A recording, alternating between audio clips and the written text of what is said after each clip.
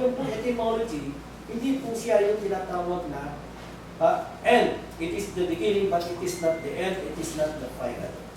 So we need to consider the historical and the contextual usage, application of the text because ang mga salita po ay mayroon pong tinatawag na semantic traits o may iba-ibang kahulugan beyond the literal meanings. So meron po siyang figurative use. Meron po akong suggestion, no? Ito po yung mga recommended basic tools po natin. Para po sa hindi Hebrew and Greek English lexicon. Yung pong mga na kung saan yung tinatawag na Hebrew and Greek lexicon, yung pong kada isang salita ay link okay doon sa strong numbers. So kaya kahit di po tayo marunong gumamit, di po tayo marunong ng kilig, madali po natin makikita yung tinatawag na kahulugan by using the strong numbers. No? Bagamat meron po mga lexicon na talagang wala po, kinakailangan talaga marunong kang bumasa ng Greek word, no? Para po makakuha yung definition. Pero po, mostly po, kagaya po ng Strong Dictionary or Tyers, Heritage Dictionary, sila po ay gumagamit ng strong numbers. So, Bible Dictionary, like po ng Vine's Dictionary, yung pong English word which is associated Hebrew or Greek words are listed below the English word. So, alam po, English word, nandoon po yung mga salita kung saan ito ay ginamit, kung saan iba-ibang Hebrew or Greek word kung saan ito ay translate doon sa isang English word. So, meron po tayong concordance. Pag sinabi po natin concordance, all passages where the same English, Hebrew, or Greek word is used are listed under each word. At meron po tayo, ito po yung recommended ko. Ito po yung ginagamit ko. Yung dalawa na ito, pag ako ay contradel, no? The application. Pre-application, My Bible and Quick Bible. Authors, Bible versions, Bible dictionaries, lexicons, commentaries. They are all free for download. Ito po siya. Ito po yung tinatawag natin sample ng Tyers Dictionary. Henry. Makikita po natin itong makita po natin itong number. Ito po yung tinatawag natin strong number. Makikita po natin na ito po yung salitang Greek na ekleio, yung po yung strong number niya. Yung ecclesia, ito po yung strong number niya, 1577. So lahat po ng Greek word at Hebrew word ay may assignment po na kanya-kanya po number. Yan po ay sample po ng Tyers Dictionary.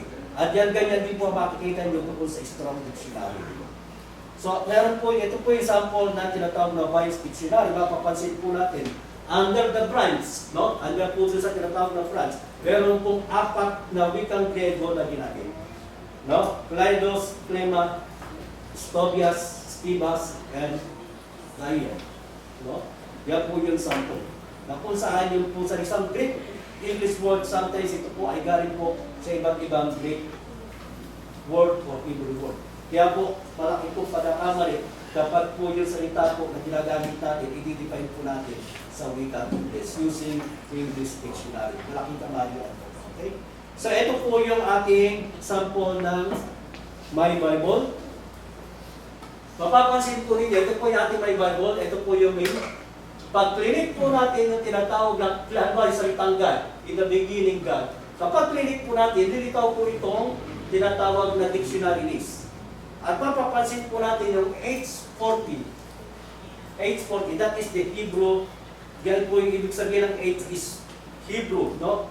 430, that is now the strong number assigned. Pag clinic po natin yan, number na yan, lilitaw po yung dictionary.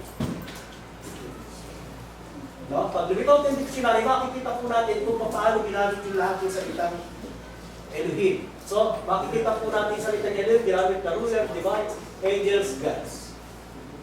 Di ba? At kapag clinic po natin itong magnifying glass na may X, lalabas po yung kung sa lahat ng talata kung saan ginamit yung Elohim. Yan po yung sinasabi natin, pinaka-concordance. Okay, yan po ay free download po yan. Mata-download po natin yan. At pwede po tayong, kapag clinic po natin, pag clinic po natin yung yung tatlong tundok sa dulo, yung menu, kinuha natin yung setting, pwede po natin palitawin yung tinatawag ng mga strong number. Yan po yung mga strong number. Kapag clinic po natin, kahit alin po dito sa mga number na ito, ito po yung kanyang definition, kung ano yung pagkakagamit niya. So, halimbawa po, ginamit po natin, clinic po yung 430, so lalabas po yung H430 with this element. Okay?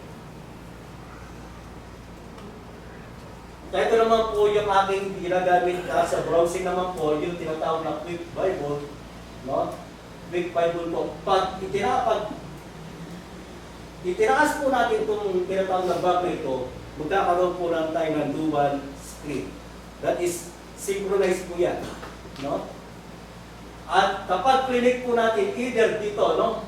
Yung King James Version o yung sa baba, arrow down, other up, lalabas po mapapalitan natin yung tinatawag na kung anong version na pwede natin gamitin. Pwede natin palitan.